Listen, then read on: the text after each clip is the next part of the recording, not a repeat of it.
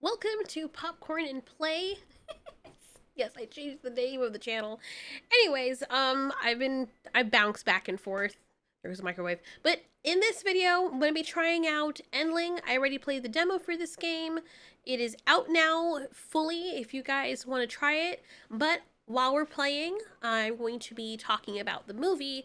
Nope, I already did a main review of it on my main channel, but I'll be going into spoilers about the movie here. So if you guys want a quick rundown on what this movie was about, it's about this brother and sister who have a horse ranch. The father is the one who actually owned the horse ranch, and he handed it down to the brother. The father used to lend his horses. I guess they hired him for Hollywood for horses, and now they're using them for mocap because CGI has become a thing. So the father's on the ranch on his horse, and um the horse, he's just looking up at the sky, just waiting for his daughter to come along. And some stuff starts falling out of the sky, and the main character is like, what the frick is this? Some weird ass coins and keys dropping from the sky, very strange. And the father just falls off his horse. Turns out that the coin just straight up went through his skull and killed him. And he died very slowly because he was trying to rush into the hospital, and the father ended up dying when he got there. So they take over this horse ranch, and some weird shit starts happening. I mean, the guy's out with his horse. They find the horse out in the pen. They thought they were being pranked by some kids, which they were initially.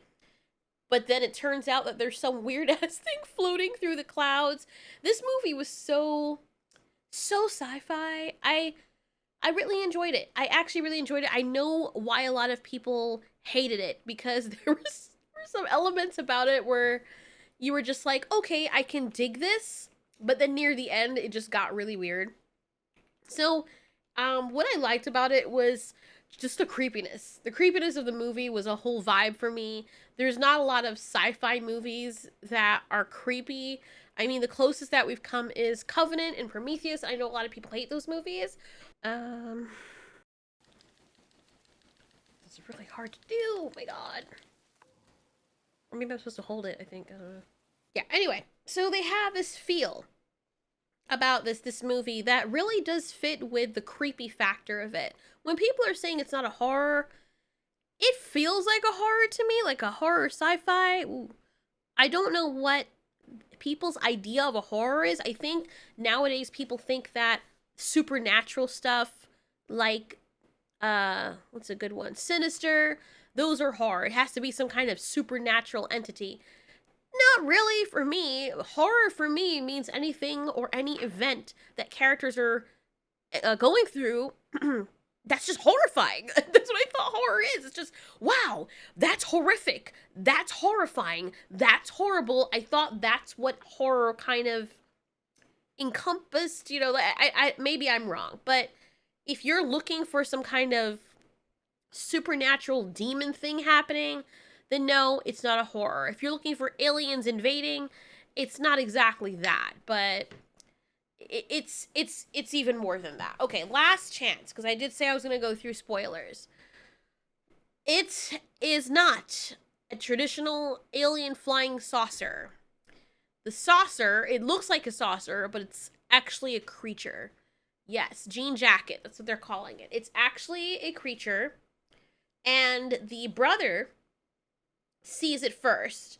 OJ, this is the name of the main character, the stoic one. So he sees it first.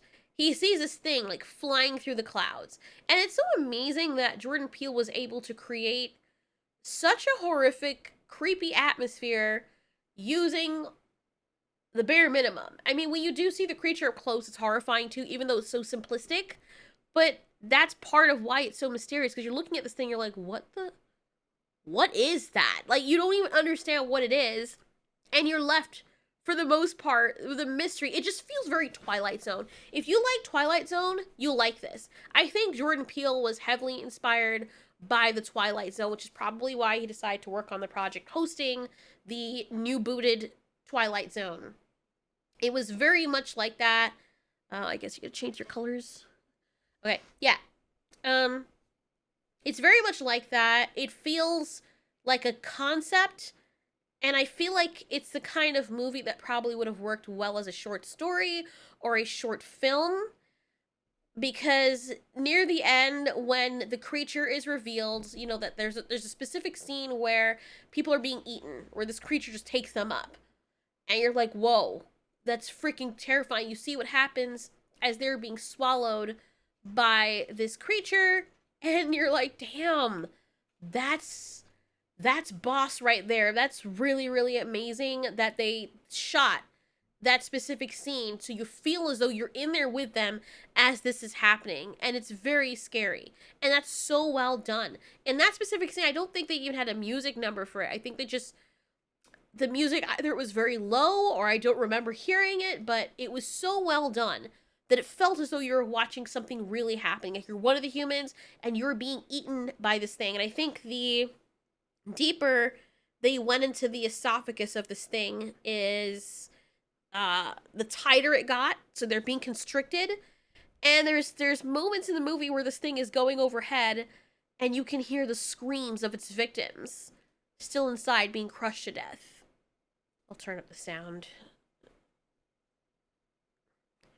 Yeah, so you hear the victims being being crushed to death, and I'm like, damn, that's almost like the skyline scene. That was pretty well done. And it's just certain liberties that Jordan Peele took with this movie that I haven't seen either in a long time or at all. Where I think the movie kind of fell apart, though, and I understand why people are getting all weirded out about it, is the last part where he went full sci-fi. Like, remember, there were some commercials I used to watch. Like, there were, what are they? This channel that has weird commercials. I forgot what the name of it is, but it's like weird commercials. Some of them are banned. Some of them are just strangest commercials you've ever seen. And I found a video with a bunch of, I think it was Sci-Fi when it was a channel. And there were just these commercials that were just eerie. They're just so surreal and eerie. And you're like, what the frick is this? It makes no sense. You can't imagine it actually being a movie, or you can, but it's just so surreal. And that's, this whole movie kind of felt like one of those Sci-Fi commercials or ad breaks or whatever you call them. It was just Sci-Fi. When the creature unfolded itself, because there was one point where they're doing whatever with the creature, and then it's like, it started wrinkling, and I even asked my partner, I was like, what's wrong with it? Is it just me, or is the render is coming apart? And they're like, oh, it's unfolding, okay. Oh my god, so yeah, the thing starts unfolding, trying to find food, my babies. But yeah, the thing starts unfolding into like this big fabric sheet looking thing, like a jellyfish in the air. And I don't know what the reason is for that, other than it's mysterious and beautiful and just sci-fi. And that's where the creature kind of revealed itself. I feel like the whole time it looked like a flying saucer. It folded itself to blend in with what it thought things or organisms of that world would look like, because it's just easier. It's faster also. When it's just traveling away, it's faster like that. It unfolding itself, I guess, was it trying to intimidate them? I guess. And I didn't really have a problem with it. So, I mean, I do get where people are coming from. It came out of left field. It was like, really? What is this? Why is it a freaking bedsheet comforter? It makes no sense to them. And I already saw aliens that look like that in these spec bio type documentaries. The puppies are so cute. So I didn't really feel that surprised by it. But I can understand why other people had an issue with it. Hold on, let's just see this little part right here where the puppy gets, something bad happens.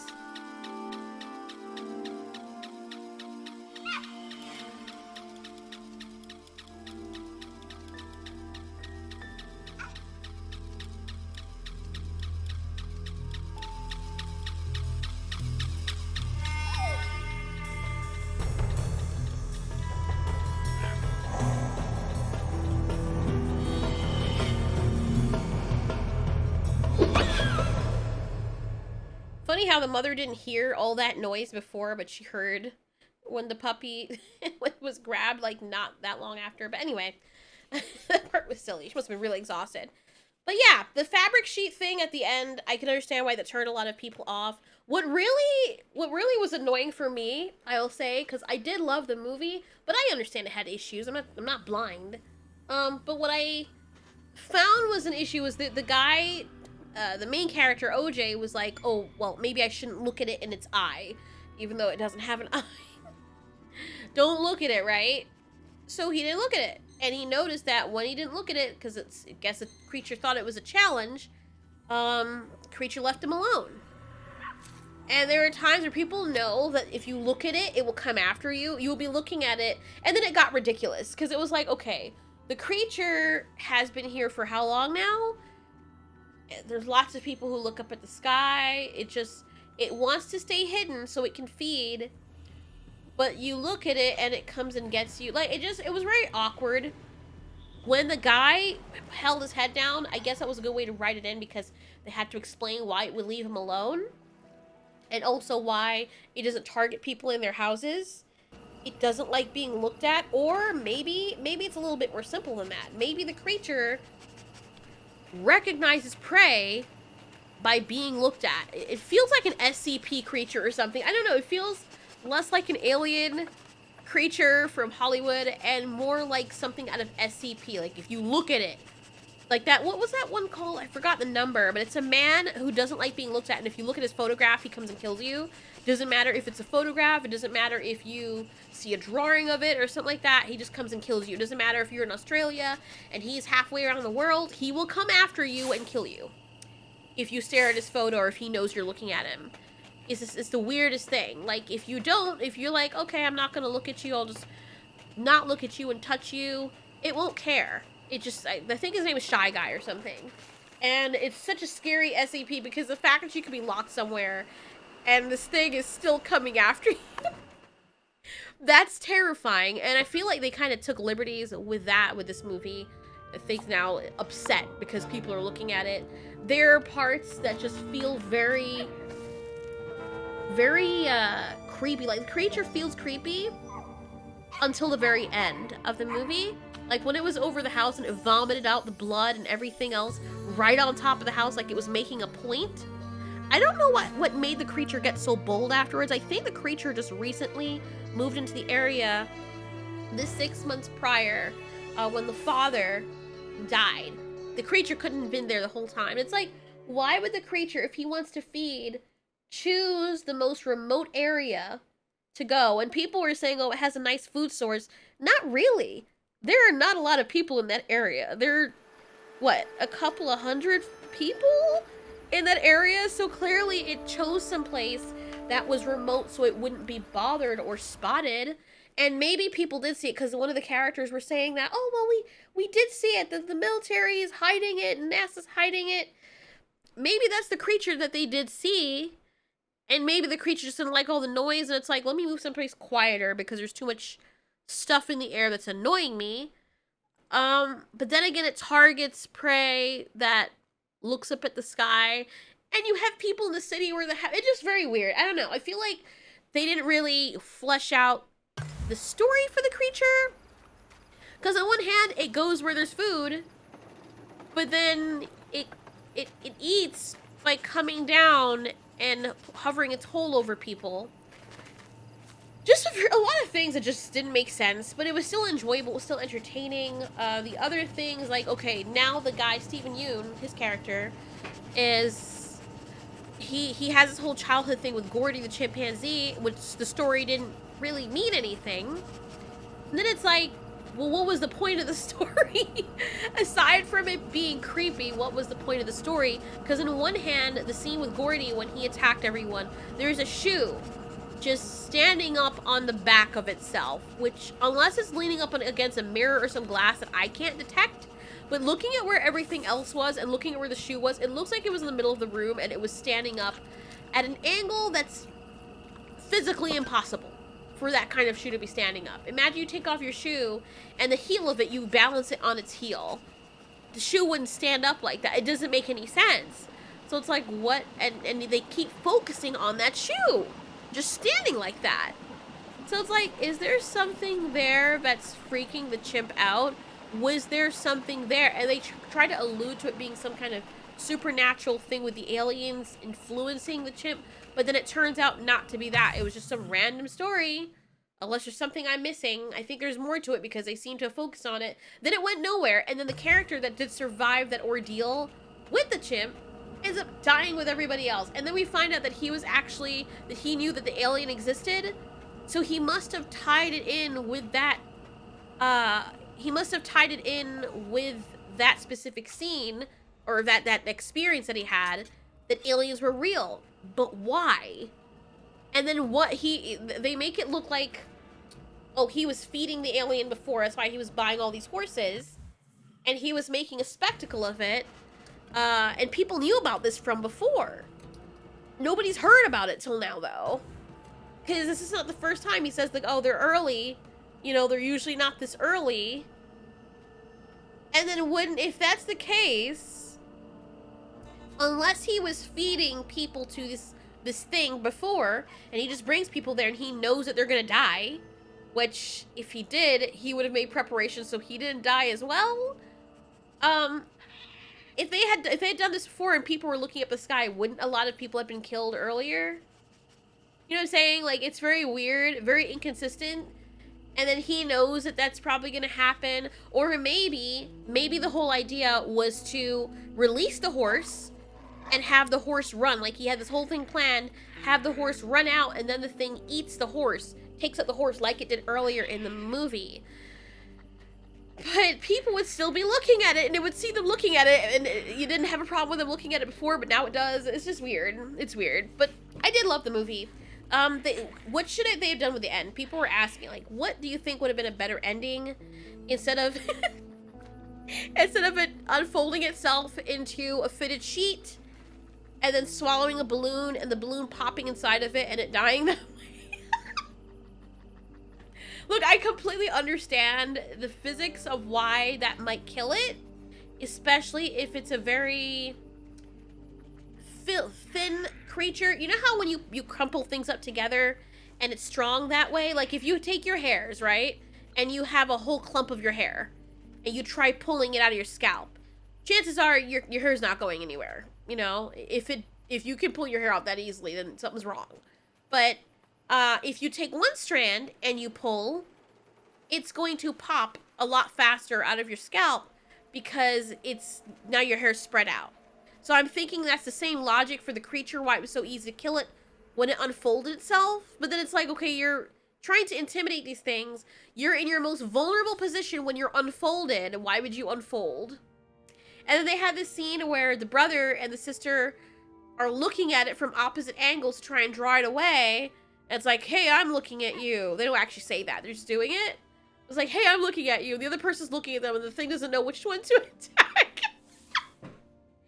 It's so silly. I love it, though. I love it. I like the idea of it, but I just feel like they didn't know how to end it.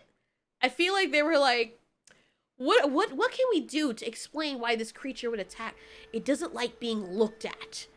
You know, and then the thing is, like, you're rooting for the creature because you wouldn't like people staring at you either. But then you make yourself so obvious to be stared at. And it's like, if you're hunting these people, if you need food, because the horses aren't looking at them, like, they're in the blind spot of the horse directly above them. Horses usually don't look up. So a horse will hear a noise, and it will run away. So the alien was hunting the horses based on the motion of the horses just hearing or sensing them and not looking at them. They attacked the horses. So why all of a sudden, near the end of the movie, would you not attack humans just because they're not looking at you? You know what I'm saying? It makes no sense.